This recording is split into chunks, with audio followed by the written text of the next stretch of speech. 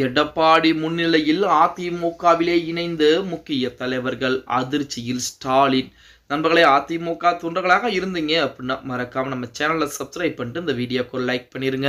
இந்திய அண்ணா திராவிட முன்னேற்ற கழகம் என்பது கிட்டத்தட்ட 2 கோடிக்கும் மேற்பட்ட தொண்டர்களை கொண்ட மிகப்பெரிய ஒரு கடல் போன்ற ஒரு இயக்கம். அந்த இயக்கத்தை தேர்தலுக்கு முன்பாக 2.5 கோடி தொண்டர்களாக கொண்ட ஒரு இயக்கம் மாபெரும் ஒரு இயக்கமாக மாற்ற வேண்டும் என முடிவெடுத்து தான் எடப்பாடி பழனிசாமி அவர்களும் சரி, அதிமுக இருக்கக்கூடிய முக்கியமான தலைவர்களும் சரி அதற்குரிய வேலைப்பாடுகளை பார்த்துட்டு இருக்காங்க. அதாவது மாற்று கட்சி இருக்கக்கூடிய நபர்களை தன் பக்கம் இருக்கக்கூடிய வேலைகள், அதே போல அதிமுக இருந்து பிரிந்து சென்று அம்மா மக்கள் முன்னேற்ற கழகம் ஓபிஎஸ் அணி சசிகலா அணி இருக்கக்கூடிய அந்த தொண்டர்களை மறுபடியும் தன் பக்கம் இருக்கக்கூடிய வேலைப்பாடுகளையும் மிக தீவிரமாக பார்த்துக்கிட்டு இருந்தார். அதன் அடிப்படையிலே ஏகப்பட்ட லட்சம் தொண்டர்கள் பார்த்தீங்க அப்படின்னா அதிமுகவிலே மீண்டும் தாய் கழகத்திலே வந்து இணைந்தார்கள் அப்படிங்கிற செய்திகள்லாம் உங்கள் அனைவருக்குமே தெரிந்திருக்கும். தினம் தினம் நம்மளும் பார்த்து கொண்டுதான் இருக்கும்.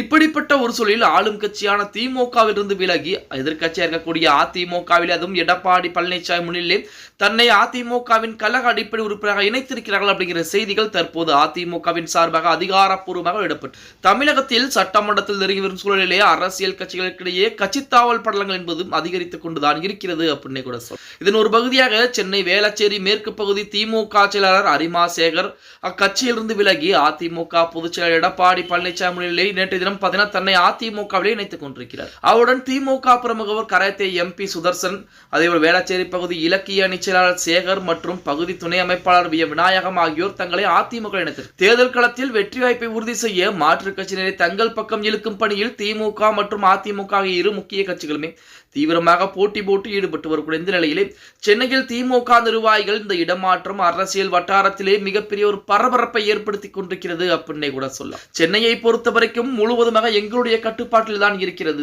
திமுக சென்னையிலே ஒரு தொகுதிகள் கூட தோற்காது, அனைத்து தொகுதிகளிலுமே மாபெரும் வெற்றியை பெறும் அப்படிங்கிற மாதிரி தான் திமுக இருக்கக்கூடிய நபர்கள் சொல்லிக்கிட்டு. ஆனால் அங்க இருக்கக்கூடிய நபர்களே அதிமுகவில் மாறக்கூடிய, அதிமுக இணையக்கூடிய சூழல் என்பது நிலவை கொண்டுதான் இருக்கிறது அப்படின்னே கூட சொல்லலாம். தினம் தினம் தமிழகத்தில் நடக்கக்கூடிய பிரச்சனைகள் எல்லாம் தமிழக மக்களும் சரி, திமுக தொண்டர்களும் சரி பார்த்து கொண்டுதான் இருக்கிறார். அவர்கள் பூராமே அதிமுகவின் பக்கம் தற்சமயம் வந்து கொண்டுதான் இருப்பது மிகப்பெரிய விஷயமாகத்தான் பார்க்கப்படுகிறது அப்படின்னே கூட சொல்லலாம். எப்பொழுதுமே ஆளும் கட்சியை நோக்கி போகக்கூடிய தொண்டர்களைத்தான் பார்த்திருப்போம். ஆனால் இந்த முறை எதிர்கட்சியை நோக்கி வரக்கூடிய தொண்டர்கள் படை என்பது அதிகமாகவே இருக்கிறது அப்படின்னு தான் சொல்லியா. ஓரணியில் தமிழ்நாடு என சொல்லிக்கொண்டு தமிழகம் முழுவதும் உறுப்பினர் சேர்க்கை என்பது நடத்தியது திமுக.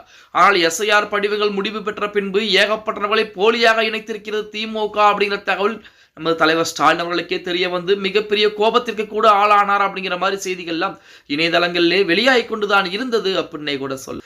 எது எப்படி இருந்தாலும் 2026 சட்டமன்ற தேர்தலை பொறுத்த வரைக்கும் அதிமுகவா திமுகவா இந்த 2 கட்சிகளுக்கு இடையே தான் வெற்றி வாய்ப்பு என்பது இருக்க போகிறது அப்படின்னே கூட சொல்லலாம். ஓகே கைஸ், வீடியோ பிடிச்சிருந்தா மறக்காம லைக் பண்ணிருங்க. அப்படி நம்ம போடக்கூடிய வீடியோ பத்தின கருத்துக்களை கீழே மறக்காம கமெண்ட் பாக்ஸ்ல பதிவு நண்பா.